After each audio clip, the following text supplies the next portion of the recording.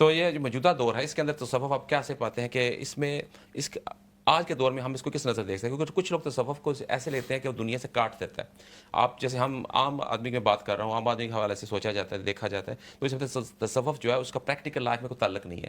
تو کیا آپ سمجھتے ہیں کہ اس کا پریکٹیکل لائف میں کوئی تعلق ہے یا نہیں ہے؟ واقعی نہیں. تصوف تارک و دنیا ہونے کا نام نہیں ہے. تارک و دنیا کو تصوف سمجھ لیا جائے، بیماریوں کا علاج تصوف سمجھ لیا جائے، کاروباری حیات کی کامیابیوں کے نسخے تصوف سمجھ لیا جائے، اپنی دنیاوی معاملات اور پریشانیوں کے حل تصوف سمجھ لیا جائے، یہ انصاف نہیں. یہ بہت عام حصے ہیں زندگی اور ضروریات زندگی کی. کیا اللہ کریم انہیں رزق نہیں دے رہا جو اس کی ذات کا انکار کر رہے ہیں؟ کیا رزق انہیں نہیں مل رہا؟ کیا اللہ کی سانس دی ہوئی وہ اختیار نہیں کر رہے جو ساتھ شرک کر رہے ہیں؟ جنہوں نے خدائی کے دعوے کیے، اللہ کی نعمتیں دنیا کی، ان سے وہ بھی مستفید ہوتے رہے. تو بندہ مومن کو یہ جو شرف ہے کہ اسے اللہ نے بندگی عطا فرمائی ہے، مخلوق میں نیابت عطا فرمائی ہے، اپنا کلام عطا فرمایا ہے، انبیاء اور رسول مبعوث فرما اور ہمیں شرف بخشا کہ نبی کریم صلی اللہ علیہ وسلم کو مبعوث فرمایا، اس سارے کا محاصل کیا یہ نہیں ہے کہ جو اللہ نے جس مقصد کو پیدا فرمایا اس مقصد پر ہماری زندگی سوچ سے عمل تک آئے؟ نبی کریم صلی اللہ علیہ وسلم کا اسوہ حسنہ بندے مومن کو قرآن کریم مخاطب کر کے فرماتا ہے کہ بہترین طرز حیات تیرے لیے اسوہ حسنہ ہے.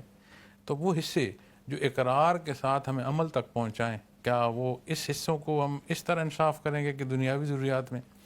پھر یہ نہیں کہہ رہا کہ دنیاوی ضروریات کے لیے دعا کی نہ جائے یا دعا کا کہا نہ جائے، یہ کوئی غیر شرعی بات نہیں ہے.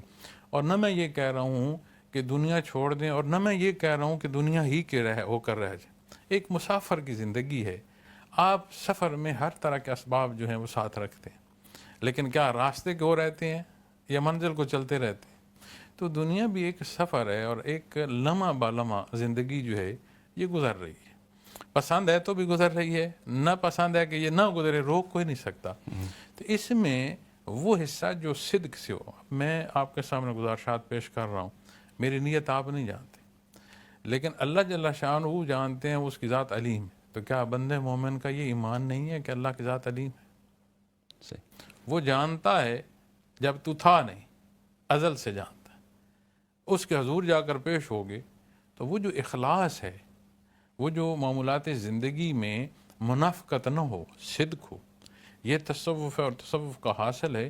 اور دوستوں سے کئی دفعہ بات ہوتی ہے، میں انہیں عرض کرتا ہوں کہ آپ اگر کہیں جاب کر رہے ہیں تو آپ ایمانداری سے جو اپنی جاب کریں گے، کیا وہ عین رزق یا حلال کمانے کا ذریعہ نہ ہوگی؟ تو کیا پھر وہ عبادت نہ ہوگی؟ اسی طرح ہمارے ذمہ فرائض ہیں، ذمہ داریاں ہیں، والدین کی ہیں، اہل خانہ کی ہیں، اولاد کی ہیں، معاشرے ہمسائے کی، کہاں تک کی بات. تو جب ان تمام امور میں بندہ نبی کریم صلی اللہ علیہ وسلم کے حکم کے تحت اللہ کی رضا کے لیے چلتا ہے، تو اس بندے مومن کا ہر عمل کسی نہ کسی درجے کی عبادت میں داخل ہو جاتا ہے. ہمارے نوجوان یا ہمارے بچے وہ ہمیں دیکھ کر اپنے لیے راہ کا تعین یا خدشات کا اظہار کرتے ہیں. تو ہماری ذمہ داری ہے کہ ہم ان کے سامنے ایسی ایگزامپل اپنے عمل سے پیدا کریں کہ انہیں یہ سمجھ آئے کہ ہمارے معاملات یا مسائل کا حل جو ہے یہ ہمیں دین اسلام عطا فرما رہا ہے. حسن جی،